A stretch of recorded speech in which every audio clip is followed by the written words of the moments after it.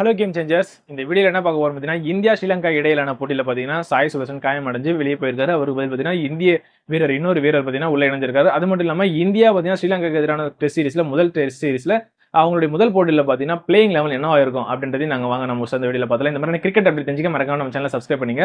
First பார்த்தீங்கன்னா காயம் காரணம் பார்த்தீங்கன்னா சாய் சுதர்சன் பார்த்தீங்கன்னா இந்த டெஸ்ட் சீரிஸ் வந்து விலகி இருக்காரு. அவருக்கு பதில் பார்த்தீங்கன்னா சர்ஃப்ராஸ் கான் வந்து பார்த்தீங்கன்னா உள்ள இணைஞ்சிருக்காரு. குறிப்பாக அவருடைய டொமஸ்டிக் பர்ஃபார்மன்ஸ் மட்டும் இல்லாமல் பார்த்தீங்கன்னா அவர் ஏற்கனவே பார்த்தீங்கன்னா டெஸ்ட் கிரிக்கெட்லையும் பார்த்தீங்கன்னா விளையாடி இருக்காரு இந்தியன் டீமுக்காக.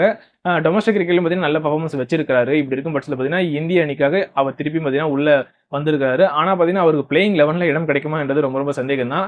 ஸோ வந்து பிளேயிங் லெவன் எப்படி இருக்குன்றது நம்ம முழுசாக பார்த்துடலாம். அது மட்டும் இல்லாமல் இந்த டெஸ்ட் சீரிஸ் பார்த்தீங்கன்னா இந்தியன் டீமுக்கு பார்த்தீங்கன்னா ரொம்ப ரொம்ப முக்கியமான தொடர். என்ன காரணம் பார்த்தீங்கன்னா WTC அதாவது டெஸ்ட் சாம்பியன்ஷிப் ஃபைனல் போட்டிக்கு பார்த்தீங்கன்னா இந்திய அணி தகுதி பெறணும்னு பார்த்தீங்கன்னா இந்த டெஸ்ட் சீரிஸ் ரொம்ப ரொம்ப முக்கியம். அடுத்து பார்த்தீங்கன்னா நியூசிலாந்துக்கு எதிராக நம்ம டெஸ்ட் மேட்ச் விளையாட போகிறோம். அப்படியே பார்த்தீங்கன்னா அடுத்த வருஷம் பார்த்தீங்கன்னா ஆஸ்திரேலியாவுக்கு எதிராக 5 பார்டர் கவாஸ்கர் 5 போட்டி கொண்ட பார்டர் கவாஸ்கர் ட்ராஃபியில் வந்து விளையாட போகிறோம். ஸோ அது வந்து பார்த்தீங்கன்னா ஆஸ்திரேலியா அங்கேருந்து இந்தியாவுக்கு சுற்றுப்பயணம் மேற்கொண்டு இங்கே வந்து விளையாட போகிறாங்க.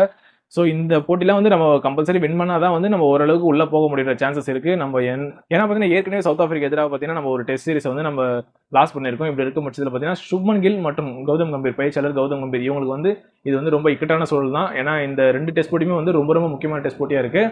ஸோ இப்படி இருக்கும் பட்சத்தில் பார்த்தீங்கன்னா இந்த டெஸ்ட் சீரிஸ்க்கு முன்னாடி பார்த்தீங்கன்னா ஒரு பயிற்சி போட்டி வந்து விளையாடினாங்க இந்தியாவும் ஸ்ரீலங்காவும். இதில் பார்த்தீங்கன்னா இந்திய அணி வெற்றி பெற்றிருந்தாங்க. இதில் முக்கியமாக பார்த்தீங்கன்னா படிக்கல் பார்த்தீங்கன்னா சிறப்பாக விளையாடி சதமும் அடிச்சிருந்தாரு. ஸோ இப்படி இருக்கும் பட்சத்தில் பார்த்தீங்கன்னா அவர் டெஃபினட்டாக 11ல் எடுக்க வாய்ப்பு இருக்கும்.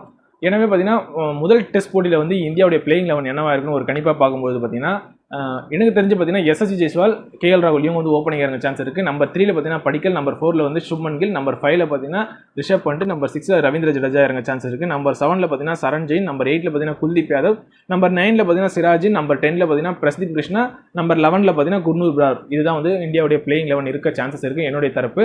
குறிப்பாக பார்த்தீங்கன்னா ரவீந்திர ஜடேஜா, குல்தீப் யாதவ் இவங்க 2 பேருமே பார்த்தீங்கன்னா மெயின் பவுலராக இருக்கிறதுனால பார்த்தீங்கன்னா மானவசத்துக்கு வந்து வாய்ப்பு இருக்கான்னு தான் நான் நினைக்கிறேன். அது மட்டும் இல்லாமல் சர்ஃப்ராஸ் கான் வந்து என்னதான் டீமில் இணைஞ்சிருந்தாலும் அவரும் பார்த்தீங்கன்னா முதல் போட்டியில் பெஞ்சில் தான் உட்கார வைப்பான்னு சொல்லிட்டு என்னுடைய தரப்பு.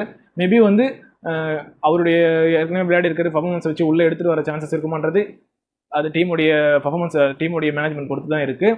ஸோ இப்படி இருக்கும் பட்சத்தில் பார்த்தீங்கன்னா இந்திய அணிக்கு இந்த டெஸ்ட் போட்டி ரொம்ப ரொம்ப முக்கியமாக இல்லையான்றதை நீங்கள் மறக்காமல் கமெண்ட் செக்ஷனில் கமெண்ட் பண்ணுங்கள்.